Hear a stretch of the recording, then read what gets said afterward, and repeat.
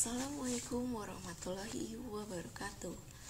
Halo semua, perkenalkan nama saya Miranda Esabila. Saya dari Prodi S1 Akuntansi kelas 1E Universitas Bengkulu.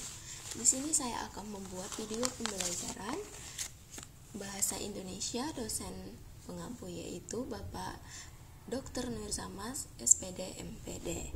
Di sini saya akan membahas 5 pokok pembahasan. Yang pertama yaitu hakikat dan perkembangan bahasa Indonesia. Yang kedua itu sikap berbahasa Indonesia. Yang ketiga itu adalah teks dalam kehidupan akademik untuk penanaman nilai dan hakikat bahasa Indonesia sebagai pengelola ilmu, penata ilmu pengetahuan. Yang keempat yaitu menjelajahi dunia pustaka dari berbagai sumber referensi digital. Yang terakhir yaitu hakikat presentasi ilmiah. Baiklah, di sini saya akan langsung saja membahas yang pertama yaitu hakikat perkembangan bahasa Indonesia. Hakikat bahasa Indonesia itu ada 4, yaitu bahasa Indonesia adalah bahasa resmi nasional yang terdapat di Undang-Undang Republik Indonesia Nomor 24 Tahun 2009 Pasal 1 Ayat 2. Yang kedua itu adalah bahasa Indonesia adalah salah satu dari banyak bahasa Melayu. Yang ketiga adalah bahasa Indonesia diresmikan setelah proklamasi pada tanggal 18 Agustus 1945.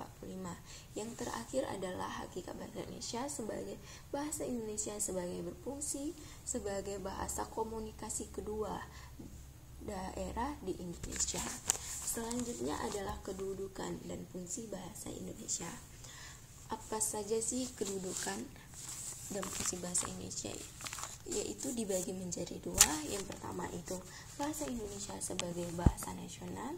Yang kedua itu yaitu bahasa Indonesia sebagai bahasa negara. Kita bahas yang pertama yaitu bahasa Indonesia sebagai bahasa nasional. Yang pertama itu sebagai lambang kebanggaan kebangsaan, yaitu kedudukannya lambang identitas nasional. Yang ketiga itu berfungsi sebagai alat penghubung antara warga, daerah, dan kebudayaan. Yang keempat yaitu sebagai alat pengembangan kebudayaan dan ilmu pengetahuan. Yang selanjutnya adalah bahasa Indonesia sebagai bahasa negara. Yang pertama itu kedudukannya sebagai bahasa resmi kenegaraan. Yang kedua itu sebagai bahasa pengantar dalam pendidikan. Yang ketiga itu sebagai fungsi alat penghubung untuk tingkat nasional. Yang keempat itu adalah alat penghubung, alat pengembangan kebudayaan, pengetahuan, dan ilmu teknologi. Hakikat bahasa Indonesia ini terdapat di Undang-Undang Negara Republik Indonesia pada tahun 1945 bab 15 pasal 36 yang berbunyi bahasa Indonesia adalah bahasa negara ialah bahasa Indonesia. Sekarang kita pembahasan yang perkembangan bahasa Indonesianya. Apa saja sih perkembangan dari bahasa Indonesia dari sebelum merdeka, kemudian setelah merdeka. Yang pertama itu adalah sebelum Indonesia merdeka. Pada abad ke-7 Masehi, 600 Masehi hingga 700 Masehi, bahasa Melayu dipakai sebagai bahasa kerajaan Sriwijaya. Pada tahun 1901, berdasarkan rancangan C.H.A. van Ophuijen telah dilakukan penyempurnaan ejaan bahasa Melayu. Pada tanggal 28 Oktober 1928, Kongres Pemuda II di Jakarta, pemuda berikrar dalam Sumpah Pemuda. Selanjutnya itu pada tahun 1938, Kongres Bahasa Indonesia dilakukannya kembali Kongres Bahasa Indonesia di Solo.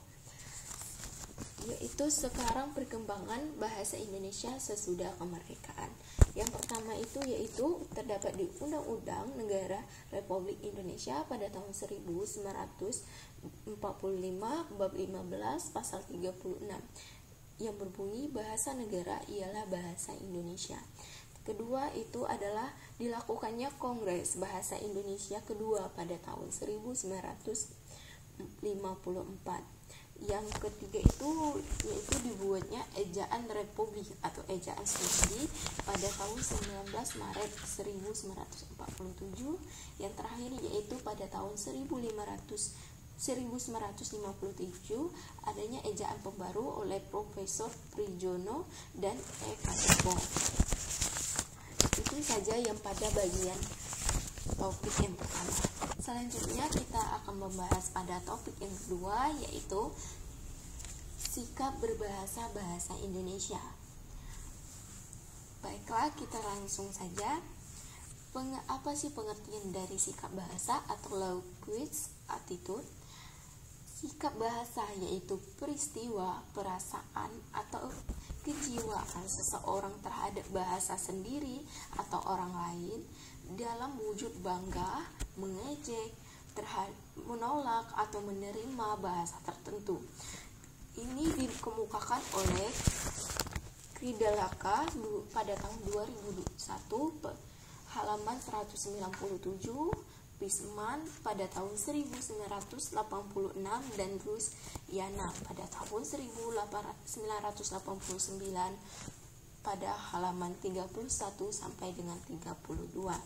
Selanjutnya saya akan membahas tentang ciri-ciri dari sikap berbahasa.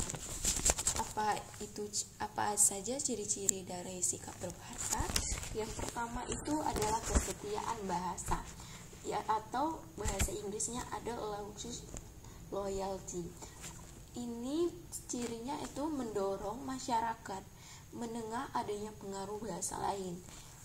Yang kedua itu adalah kebanggaan bahasa atau language pride, yaitu mendorong mengembangkan bahasa sebagai lambang identitas dan kesatuan masyarakat. Yang ketiga itu adalah kesadaran adanya norma bahasa atau awareness of the norm, mendorong orang menggunakan bahasa dengan cermat dan sopan. Selanjutnya adalah komponen yang ada di sikap bahasa, yaitu dikemukakan oleh Lambert tahun 1967. Yang pertama itu adalah komponen kognitif, yaitu berhubungan dengan pengetahuan mengenai alam. Yang kedua itu komponen afektif, menyangkut masalah penilaian baik atau buruknya. Yang ketiga adalah komponen konatif, yang menyangkut perilaku atau perbuatan. Selanjutnya adalah jenis-jenis dari sikap bahasa menurut Anderson dalam Career pada tahun 2010. Yang pertama itu adalah sikap kebahasaan, seperti menggunakan ejaan yang disempurnakan, kata baku, kalimat efektif, dan aturan paragraf bahasa Indonesia. EYD tersebut merupakan singkatan dari ejaan yang disempurnakan, kemudian kalimat kata baku. Kata baku itu adalah kata yang disesuaikan berdasarkan kaidah-kaidah kebahasaan bahasa Indonesia. Yang kalimat efektif itu adalah kalimat yang mudah dimengerti banyak orang. Yang terakhir ada itu aturan dalam pembuatan paragraf, yaitu minimal menggunakan 3 kalimat. Kalau kurang dari 3 kalimat itu berarti bukan paragraf. Selanjutnya adalah sikap non kebahasaan. Ini adalah seperti sikap politik, sikap sosial, sikap estetis, dan sikap keagamaan. Selanjutnya adalah sikap terhadap bahasa Indonesia. Itu ada 2, ada sikap positif dan sikap negatifnya. Sikap positif yaitu selalu berhati-hati menggunakan bahasa. Kalau sikap negatifnya yaitu bangga memperlihatkan kemahiran berbahasa Inggris, merasa dirinya lebih pandai dari orang lain, dan merasa malu apabila tidak menguasai bahasa asing. Pada materi yang ketiga yaitu saya akan membahas selanjutnya adalah tentang topik teks dalam kehidupan akademik untuk penambahan nilai dan hakikat bahasa Indonesia sebagai pengetahuan. Bentuk-bentuk dari tulisan secara umum, yaitu menurut Sayuti pada tahun 2018, Nurgianto pada tahun 2009, Abram pada tahun 2001, Amiluddin pada tahun 2022, Dalman pada tahun 2018, dan Teu pada tahun 2020. Itu bentuknya itu ada tiga, yaitu prosa, puisi, dan drama. Yang pertama itu adalah prosa. Prosa itu ada dua, ada prosa fiktif, ada prosa non fiksi. Prosa fiksi itu terdiri dari novel, cerpen, dongeng, legenda, fabel, mitos, dan lain-lain sebagainya. Selanjutnya adalah prosa non fiksi atau tulisan akademik atau karya tulis ilmiah. Ini terbagi menjadi dua lagi, yaitu hasil kajian pustaka dan hasil dari proses penelitian. Yang pertama itu hasil kajian pustaka, yaitu terdiri dari contohnya makalah, artikel populer, berita, biografi, buku, teks, buku ajar, modul, buku paduan, praktikum, dan lain-lain. Adapun prosa dalam bentuk hasil dari proses penelitian itu, yang pertama yaitu laporan hasil penelitian D1 sampai dengan D3, skripsi, tesis, dan buku referensi, monografi. Selanjutnya adalah bentuk tulisan dalam bentuk puisi. Puisi ini dibagi menjadi dua lagi, ada puisi lama dan puisi baru. Puisi lama yaitu contohnya mantra, pantun, karmina, seloka, gurindam, syair, dan talibun. Yang kedua itu adalah puisi baru. Puisi baru ini ada contohnya balada, himne, ode, epigram, romansa, dan satire. Selanjutnya yang terakhir yaitu bentuk tulisan itu ada drama. Drama ini contohnya ada tragedi, komedi, opera, melodrama, farse, tablo, dan senda tari.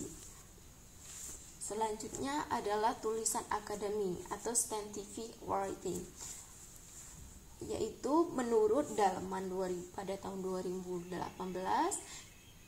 Kusmanap dan kawan-kawan pada tahun 2019, Johari pada tahun 2008, Yunus dan kawan-kawan pada tahun 2014, Widya Astuti pada tahun 2019, dan Wiranto dan kawan-kawan pada tahun 2014. Yang pertama itu pengertian tulisan akademik. Itu tulisan akademik yaitu tulisan yang mengaji suatu permasalahan melalui proses penelitian atau proses pengajian pustaka dengan menggunakan metode ilmiah atau saintifik yang diterima dan digunakan dalam lingkungan akademik. Menurut Dalman 2018, Kusman dan kawan-kawan pada 2019, dan Johari pada 2008. Bentuk dari tulisan ilmiah itu ada dua. Yang pertama itu hasil kajian pustaka, contohnya makalah, artikel ilmiah, populer, berita, biografi, buku teks, buku ajar, modul, buku paduan, praktikum, dan lain-lain. Yang kedua itu hasil dari proses penelitian, yaitu laporan hasil penelitian dari D1 sampai dengan D3, skripsi, tesis, disertai artikel, jurnal, makalah hasil penelitian, dan buku referensi dan monografi. Selanjutnya adalah sistematika tulisan ilmiah. Kalau dibagi menjadi dua, yaitu hasil kajian pustaka dengan hasil dari proses penelitian. Kalau hasil dari kajian pustaka dimulai dari halaman judul, abstrak, kata pengantar, daftar isi, pendahuluan, landasan teori, metode penulisan, pembahasan, simpulan, dan saran daftar pusaka. Selanjutnya itu sistematika pada hasil dari proses penelitian, itu halaman judul, abstrak, kata pengantar, daftar isi, pendahuluan, landasan teori, metode penelitian, hasil penelitian, dan pembahasan, simpulan dan saran, dan daftar pustaka.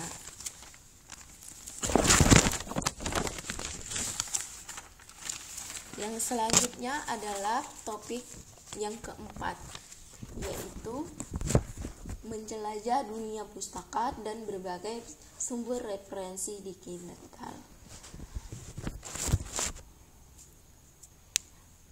Ada beberapa sumber dunia pustaka dalam berbagai sumber referensi digital, seperti Impusnas, PopDrive, Mendeley, Taylor Francis Online, Library Genesis, dan Google Trends.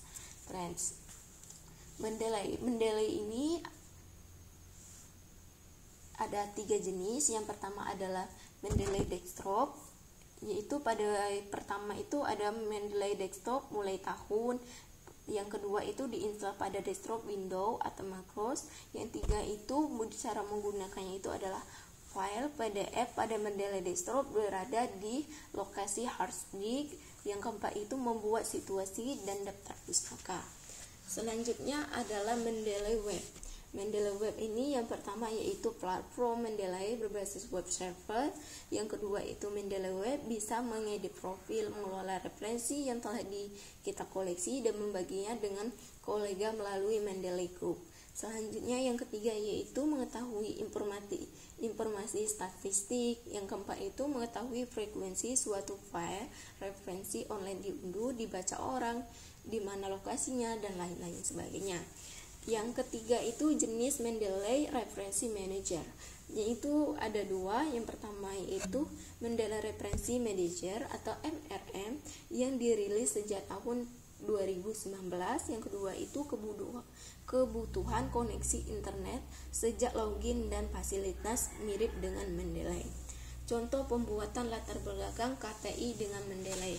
Yang pertama itu adalah bab 1 pendahuluan, yaitu dengan yang bagian pertama yaitu latar belakang. Pendidikan memiliki pengaruh terhadap budaya dan masyarakat. Menurut Santoso Reza pada tahun 2022, budaya disiplin dari misalnya dimiliki oleh masyarakat yang berpendidikan sudah baik. Menurut Budrawan pada tahun 2005, dengan kedisiplinan dan kerja keras menuntut Noer Manza menurut pada tahun 2020 akan memberikan dampak pada produktivitas masyarakatnya dalam kerja sehingga dampak pada kesejahteraan masyarakat meningkat. Daftar pustaka, contoh daftar pustaka itu dengan menulis nama Budian, contohnya S 2022, pendidikan solusi utama kemajuan suatu bangsa, Jakarta, PT Raja Grab Indo.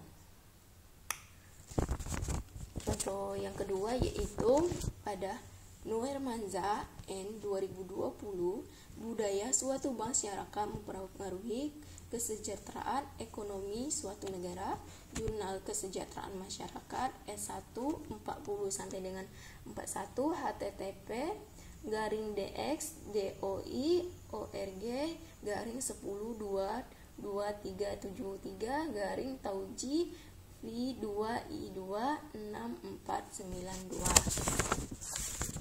Pembahasan yang terakhir yaitu pembahasan tentang presentasi ilmiah. Apa saja hakikat dari presentasi ilmiah tersebut? Yang pertama yaitu ada terbagi menjadi 5. Yang pertama yaitu presentasi ilmiah merupakan keterampilan berbicara atau komunikasi secara lisan di depan umum untuk menyampaikan gagasan atau pendapat dari hasil temuan penelitian, pemikiran kritis atau informasi dalam dunia akademik dan pendidikan untuk mengubah perilaku individu lain. Menurut Sadono pada tahun 2012, Hofland, Janis, dan Kelly pada tahun 1965. Yang kedua yaitu hakikat presentasi ilmiah. Berdasarkan pengertian di atas, terdapat 3 komponen dasar dari sebuah komunikasi pemberi kesan, yaitu komunikator, media yang digunakan, dan penerima pesan atau audiens. Yang ketiga yaitu presentasi yang hebat terjadi apabila audiens memahami pesan yang disampaikan oleh komunikator melalui pemilihan media yang tepat, sehingga audiens terinspirasi untuk menentukan atau memilih langkah yang terbaik. Yang keempat itu presentasi yang luar biasa terjadi apabila audiens dapat merubah keyakinan atas pengaruh komunikator melalui media yang ditampilkan. Yang kelima itu adalah presentasi yang buruk terjadi apabila komunikator tidak mampu menjelaskan pesan, hanya dimengerti diri sendiri dan tidak mengoptimalkan media yang dipergunakan, sehingga audiens tidak paham terhadap pesan yang diterimanya.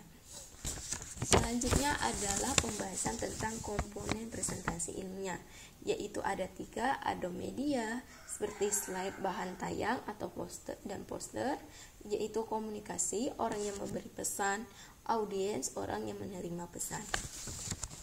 Alur presentasi, yaitu pertama itu dengan pembukaan, harus menarik dan menjelaskan gambaran topik, isi berupa sampaian ide, pendahuluan, permasalahan, metode penelitian, dan analisisnya. Yang terakhir yaitu penutup, kesimpulan, dan pernyataan penutup. Selanjutnya saya akan membahas tentang komponen presentasi ilmiah menurut Binhar 2006 dan Taringan 2015. Itu terbagi menjadi 2, ada presentasi, ada bahan makalah. Presentasi berupa PowerPoint, Canva berupa data deskripsi, angka, tabel, dan gambar. Selanjutnya adalah kinesik atau gerak. Selanjutnya performance. Selanjutnya adalah bahasa santun, yang terakhir adalah sapras yang representatif. Yang selanjutnya bahan makalah.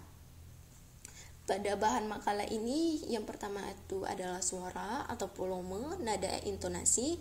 Yang kedua adalah jawaban yang logis. Yang ketiga adalah kebutuhan audiens. Yang terakhir adalah manajemen waktu.